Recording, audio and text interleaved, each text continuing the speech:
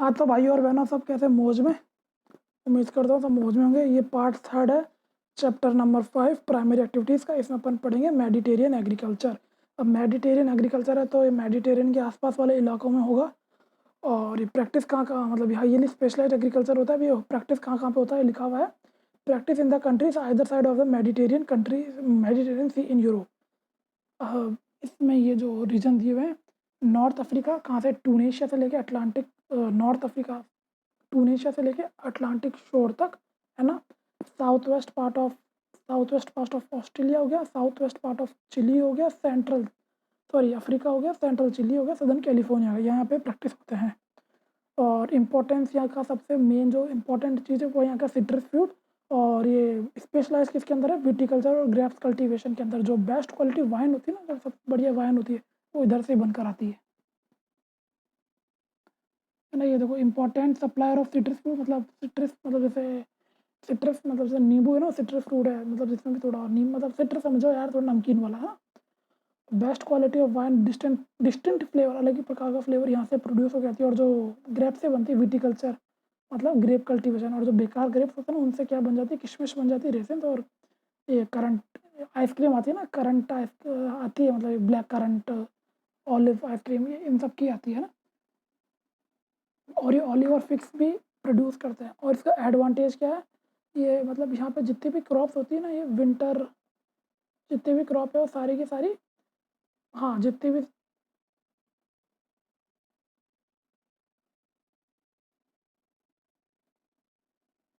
अब इसमें क्या है, जितनी भी क्रॉप्स ग्रोन होती है ना, ग्रो फ्रूट्स और वेजिटेबल, ये विंटर के टाइम पे ग्रो होती है, जब है ना यूरोप और नॉर्थ अमेरिका में बहुत डिमांड रहती है। तो जितना उगेगा सब बिकेगा। मतलब most of the valuable crops such as fruit and vegetables are grown in the winter region when there is a great demand in the northern, क्या नाम है, नदर्न अमेरिका, मतलब नॉर्दर्न अमेरिका एंड यूरोप।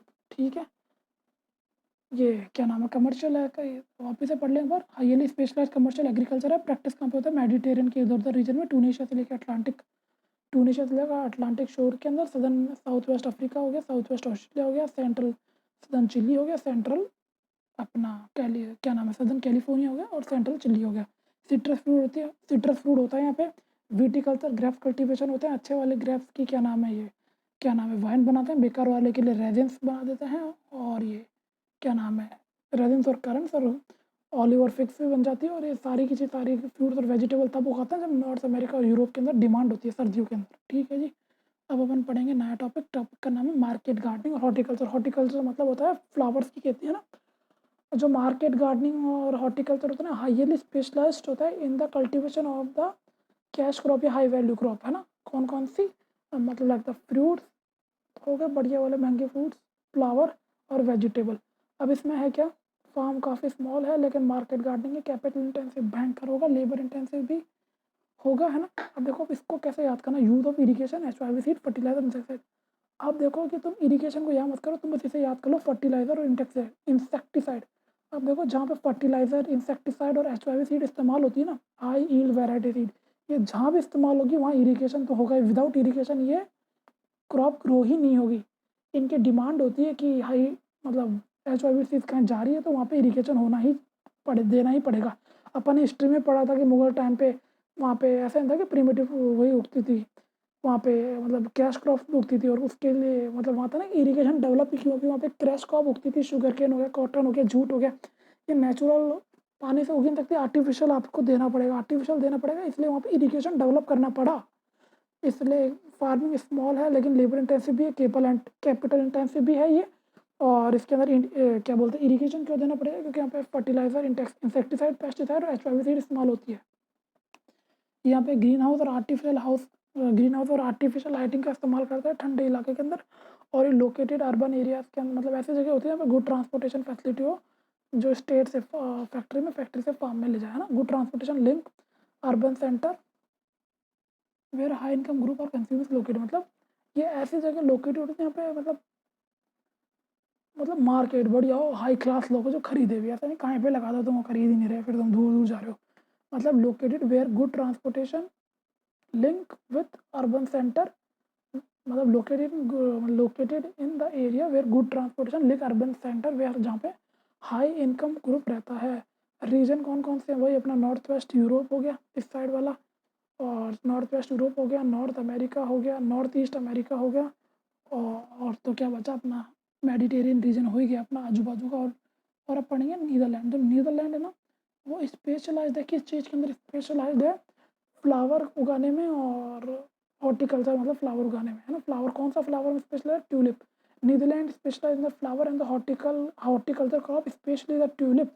और यहाँ से सारे के पूरी मतलब all major cities of Europe थी, है ना, which tulip which flown to all major cities of Europe. यहाँ से है ना पूरे यूरोप के अंदर सप्लाई होता है फ्लावर नीदरलैंड से। समझ गए जी। अब ट्रक फार्मिंग क्या होता है? ट्रक फार्मिंग वो फार्मिंग होती है जो सिर्फ वेजिटेबल के लिए होती है, स्पेशली इन वेजिटेबल फार्मिंग। तो ट्रक फार्मिंग क्या होती है? एक ट्रक मतलब जो एक डिस्टेंस, मतलब जैसे एक ट्रक डिस्टेंस कितना कवर करता है फ्रॉम मार्केट, मतलब मार्केट से लेके क्या बोलते हैं फील्ड तक, कितना डिस्टेंस होता है ट्रक फार्मिंग। मतलब the distance of truck from the market is governed by the distance that can truck overnight, hence the name as truck farming. जैसे मैं समझाऊँ तो देखो, ये मान लो ये है फार्म, रुको, ये है फार्म, ये है मार्केट, है ना। तो distance of a truck farm, मतलब ये जो डिस्टेंस है ना, distance of a truck farm, तो इसकी distance from the market govern by a truck, है ना, govern by a truck overnight is called a truck farm. मतलब डिस्टेंस है जो ट्रक फार्म की from the market is govern by the distance of a truck, distance of a truck that can drive over a night, hence the name is called truck farming। तो अपन ने truck farm पढ़ ही लिया। Truck farm क्या, जो vegetable के लिए होता है। और ट्रक फार्म की डेफिनेशन क्या है? The distance of a truck farm from the market is govern by a distance that a truck can cover overnight, and the name is called truck farming. अब अपन पढ़ेंगे फैक्ट्री फार्मिंग। देखो factory farming highly industrial region में find होती है। कौन से reason में? एक बार अपना नॉर्थ वेस्ट यूरोप हो गया, इंडस्ट्रियल रीजन ऑफ द अपना नॉर्थ अमेरिका हो गया, यहाँ पे फाइंड होती है। ये लाइफ स्टॉक पर्टिकुलरली, यहाँ पे जो लाइफ स्टॉक होता है, लाइफ स्टॉक भेड़ बकरी, मतलब सॉरी जानवर पशुपालन, यहाँ पे किसका होता है? पोल्ट्री और कैटल रेयरिंग होता है। पोल्ट्री अपने ये मुर्गी उर्गी, पोल्ट्री और कैटल रेयरिंग होती है। और ये भी स्टॉल पे फीड करती है, ना कि क्या नाम है खुले feed in stalls and pans and manufacture foodstuffs carefully supervise against the disease। Livestock, particularly poultry, cattle rearing is done on the stalls, ये मतलब ये, and the stalls and the pans feed on manufacture, ये feed किस पे करती है? manufacture foodstuff और carefully supervise against the disease। Character क्या था? हाई कैपिटल इंटेंस इन्वेस्टमेंट होता है ना। किस चीज़ में लगता है? बिल्डिंग में लगता है, साथ ही साथ इनकी स्टोरेज फैसिलिटीज़ में लगता है, स्टोरेज इनके फूडर में लगता है ना। और बहुत सारे ऑपरेशंस होते हैं मतलब बहुत अलग अलग काम के लिए, वेटनरी सर्विस के लिए होता है, आर्टिफिशियल लाइट और हीटिंग लाइटिंग के लिए होता है। टॉप फीचर ब्रीड सिलेक्शन और साइंटिफिक ब्रीडिंग। ब्रीड सिलेक्शन करवाते हैं और साइंटिफिक ब्रीडिंग करते हैं। अब आएगा भाई चैप्टर बस खत्म होने वाला, कोऑपरेटिव फार्मिंग क्या होती है। अब देखो कोऑपरेटिव फार्मिंग क्या होता है? अ ग्रुप ऑफ फार्मर, मतलब बहुत सारे ग्रुप होता है फार्मर का, कोऑपरेटिव सोसाइटी बनाता है by pooling their resources voluntarily to make their agriculture more profitable and efficient. मतलब एक, मतलब मान लो कि 50-60 जनों का फार्मर का ग्रुप है, कोऑपरेटिव सोसाइटी बनाएगा अपने सारी चीज़ों को जोड़ जुड़ा के, जिससे वो अपनी फार्मिंग को बहुत इफिशिएंट और प्रॉफिटेबल बना सके, कि तू मेरी ले लेना, कभी मैं तेरी ले लूँगा। अब इससे हेल्प क्या होती है कि जितने भी ऑल इनपुट्स है ना, मतलब procure all important inputs of farming, के सारे जो इंपॉर्टेंट इनपुट्स है वो लिए जाते हैं। साथ ही साथ में ये अपने मन सेल द प्रोडक्ट एट इनकी फेवरेबल प्राइस, ये खुद की प्राइस पे भेज देते हैं। और जितने भी क्वालिटी प्रोडक्ट है ना, मतलब उन्हें चीप, मतलब सस्ते दामों पे क्वालिटी प्रोडक्ट लेकर आते हैं। मतलब देखो प्रोक्योर, सबसे पहले तो procure all the important inputs of farming, sell the product at the favourable price and proceed and have to process the quality product cheaper cost. समझ में आ गई? कोऑपरेटिव फार्मिंग क्या होती है? Group of farmer form a cooperative society by pooling their resource voluntary for make their agriculture more efficient and profitable. और help कैसे करती है? सारे के सारा to procure all the important inputs of farming, ठीक है, अपने मन मर्जी पे बेचेंगे, मतलब सॉरी अच्छी रेट पे sell the product at the most favourable terms, और help them to process the quality product at cheaper rate.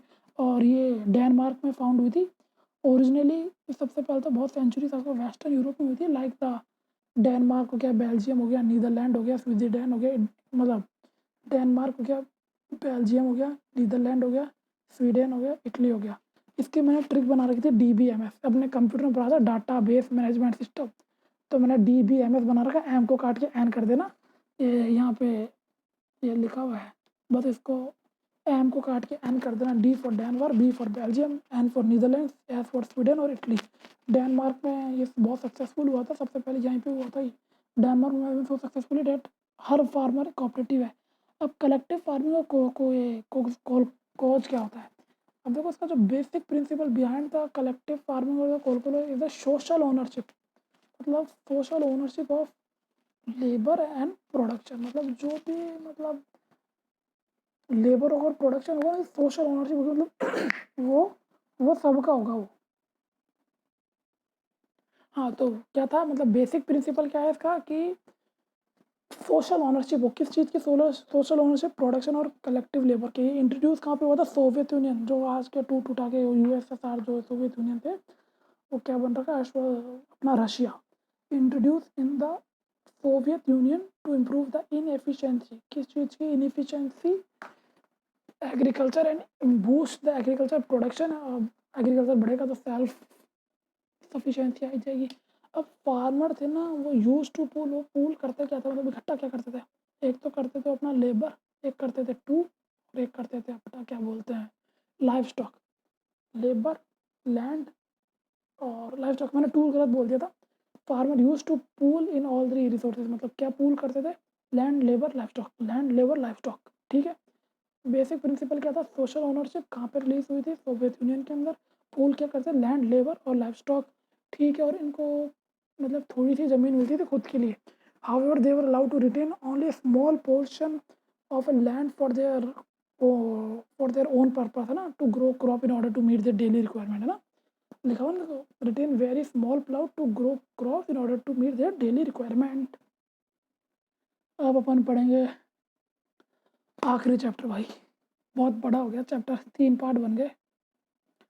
अब देखो जो माइनिंग है ना, मिनरल्स तो अपन को हर एज में मिल रहा है, जैसे कॉपर एज आई, ब्रॉन्ज एज आई, और फिर गोल्ड एज भी आई गई, और गोल्ड क्या आयरन एज आई, गोल्ड एज तो मैंने बोल दिया। लेकिन जो एक्चुअल डेवलपमेंट था ना ये माइनिंग का, ये हुआ इंडस्ट्रियलाइजेशन 17th सेंचुरी के बाद। इंडस्ट्रियलाइजेशन के बाद माइनिंग का ढंग से मतलब इन्वॉल्वमेंट हुआ और बढ़ा ही जा रहा है। अब फैक्टर जो है ना इफेक्टिंग द माइनिंग एक्टिविटी थी, किस किस को मतलब कौन सी इफेक्ट होती है? एक तो फिजिकल फैक्टर इफेक्ट करता है और इकोनॉमिक फैक्टर भी इफेक्ट करता है। फिजिकल फैक्टर कौन से हैं? सबसे पहले है कि जो मिनरल कौन से साइज़ का है, कौन से ग्रेड का है, और साथ ही साथ कौन से मोड के अंदर आएगा। अब ये जितना भी साइज़, ग्रेड और मोड को याद करने का तरीका है MSG, वो आया था ना वो बाबा जी, कौन थे यार वो बाबा, नाम याद है, वो MSG पिक्चरें भी करता था, वो सरदार हीरो हवा में उड़ता था वो, ऐसे याद कर लेना। MSG, M for mode of occurrence, S for क्या नाम है साइज क्या है, G फॉर ग्रेड। अब है इकोनॉमिक फैक्टर। अब इकोनॉमिक फैक्टर देखो भाई बहुत मेन है। मान लो कि तुम्हें मालूम है यहाँ पे है मिनरल, अब सबसे पहले तुम ये देखो उस मिनरल की मार्केट में डिमांड है क्या? चलो ठीक है भाई, मार्केट में डिमांड भी है, निकालने का तुम्हारे पास के पास पैसा है, चलो ठीक है भाई, पैसा भी है तुम्हारे पास, तो उसके अलावा तुम्हारे पास टेक्नोलॉजी है क्या? अगर टेक्नोलॉजी भी है तो तुम निकालो। अगर मिनरल भी है, ठीक है, मार्केट में, तो तुम्हें ये तो मालूम है मिनरल, इसको ऐसे याद करो कि तुम्हें मालूम पड़ गया कि मान लो जैसे जैसे कहीं पे भी एक्स जगह पे मिनरल है। अब तुम पहले देखो जो मिनरल है उसकी डिमांड देगा, चलो अपन को मालूम पड़ गया कहाँ से डिमांड तो है, लेकिन अब वो डिमांड है तो उसको निकालने के लिए टेक्नोलॉजी है, और टेक्नोलॉजी का जो पैसा लगेगा वो पैसा है क्या तुम्हारे पास? अगर ये सब कुछ है तो मिनरल निकाल दो। और मिनरल भी दो प्रकार से निकलते हैं, कौन कौन से? एक तो ओपन कास्ट माइनिंग हो गया, और एक हो गया अपनी शाफ्ट माइनिंग, है ना, अंडरग्राउंड। एक होती है अपनी मतलब ओपन कास्ट को बोलते हैं सरफेस माइनिंग।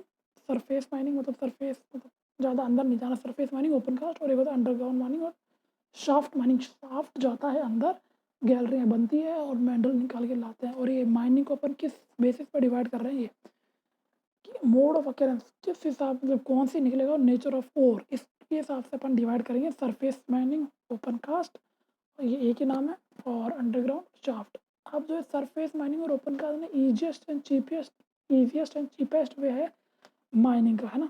ये इसमें क्या नाम है, कॉस्ट भी कम लगती है और प्रोडक्शन भी बहुत ज़्यादा होता है, और ओवरऑल कॉस्ट भी कम होती है, और सेफ्टी रहती है, और क्या नाम है आउटपुट लार्ज भी होता है और रैपिड भी होता है, ठीक है। तो वापस पढ़ लेते हैं। Easiest and cheapest way of mining the mineral that, है ना।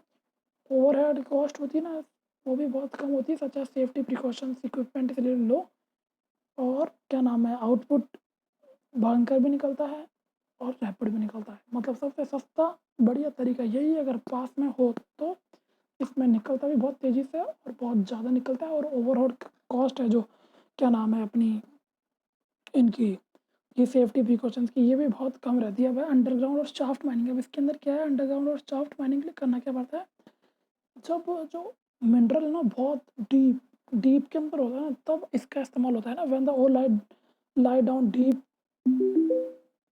डीप अंडरग्राउंड, है ना, when the ore lie down the surface underground और शाफ्ट माइनिंग इज यूज।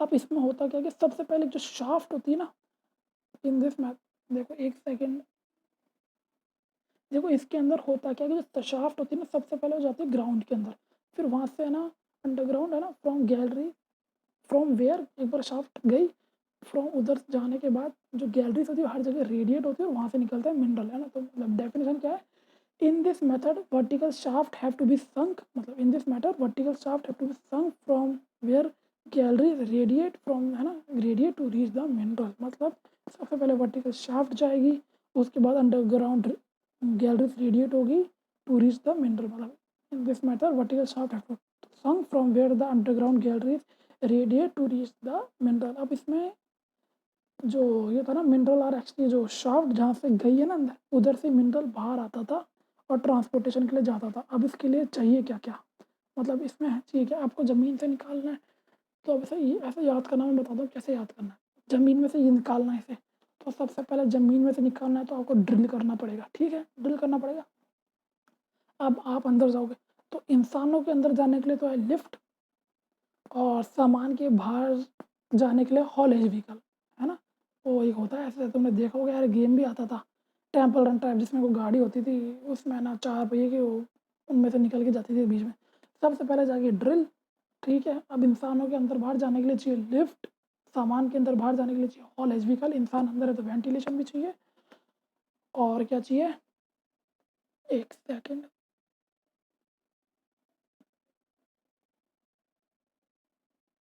हाँ वेंटिलेशन चाहिए और एफिशिएंट मूवमेंट ऑफ पीपल होना चाहिए, मतलब ढंग से पीपल भी, इंसान भी ढंग से जा पाए और मटेरियल भी ढंग से जा पाए। लेकिन ये मैटर बहुत रिस्की होता है, इसमें पॉइजनस गैस लीक हो जाती है, फायर लग जाती है, फ्लड आ जाता है ना, और एक्सीडेंट हो ही जाता है। अब जितनी भी जो developed economies of the world है ना, ये रिटरेटिंग हो ना, माइनिंग एक्टिव माइनिंग प्रोसेसिंग, है ना, रिफाइनिंग स्टेज से जा रही है, माइनिंग करके उसे प्रोसेस करके उसे फिर रिफाइन, पहले आपको माइनिंग करके बेचोगे थोड़ी, माइनिंग करोगे उसके बाद उसे प्रोसेस करोगे फिर रिफाइन करोगे, है ना, और फिर उसे तुम बेचोगे। लेकिन अभी जितने भी जो डेवलप्ड इकोनॉमीज है ना, ये सब इधर से रिट्रेट हो रही है, मतलब यहाँ से जा रही है। तो क्या था, मतलब जितने भी developed economies of the world are retreating from the mining processing and refining stage of production due to high labour cost, बहुत ज़्यादा पैसा लगता है। उसी दूसरी तरफ जो डेवलपिंग कंट्रीज लाइक जो अपनी इंडिया है, जहाँ पे बहुत भयंकर लेबर, मतलब लार्ज लेबर है ना, फोर्स बहुत बहुत इंसान, आपने तो वैसे ही 136 करोड़ 34 ही होगा, इतने की पॉपुलेशन, तो लेबर फोर्स अपने पास खूब अच्छी खासी है, तो अपने यहाँ पे बहुत इंपॉर्टेंट है। While in the developing countries with large labour force mining is very important, है ना, ठीक है। अब क्या है कि सेवरल कंट्रीज ऑफ अफ्रीका, है ना, कुछ कंट्री, जो बहुत सारी कंट्रीज अफ्रीका की हो गई, कुछ अपनी साउथ अमेरिका की हो गई, कुछ अपनी एशिया के अंदर हो गई, इनकी है ना 50% अर्निंग तो सिर्फ मिनरल से ही आ जाती है। मतलब यहाँ पे लेबर फोर्स तो ज़्यादा ही है, और अपन देखो कि 50% सिर्फ माइनिंग से निकाल रहा है अपना। मतलब कौन कौन सी कंट्रीज, सेवरल, बहुत सारी countries of Africa, few countries of South America and Asia, 50% of earning from mineral alone। लो भाई साहब, चैप्टर हो चुका है फिनिश। अगर आपको चैप्टर पसंद आया हो तो भाई लाइक सब्सक्राइब करना, बहुत मेहनत लगी है बनाने में, ज़्यादा मेहनत तो नहीं लगी, लेकिन हाँ मेहनत तो लगी, गला सूख गया साला, पहली बार बोल रहा हूँ इतना मैं। तो अगर पसंद आया तो लाइक कर देना, सब्सक्राइब कर देना, और अगर कुछ नहीं समझ में आया तो भाई कमेंट सेक्शन आपका ही, आराम से डाउट पूछो, और आपका कोई जानकार वानकार है ह्यूमैनिटीज़ का, आर्ट्स का, आपका भाई बहन कोई भी, तो उससे भी भेजो, इससे चैनल ग्रो हो। जब तक के लिए बाय बाय।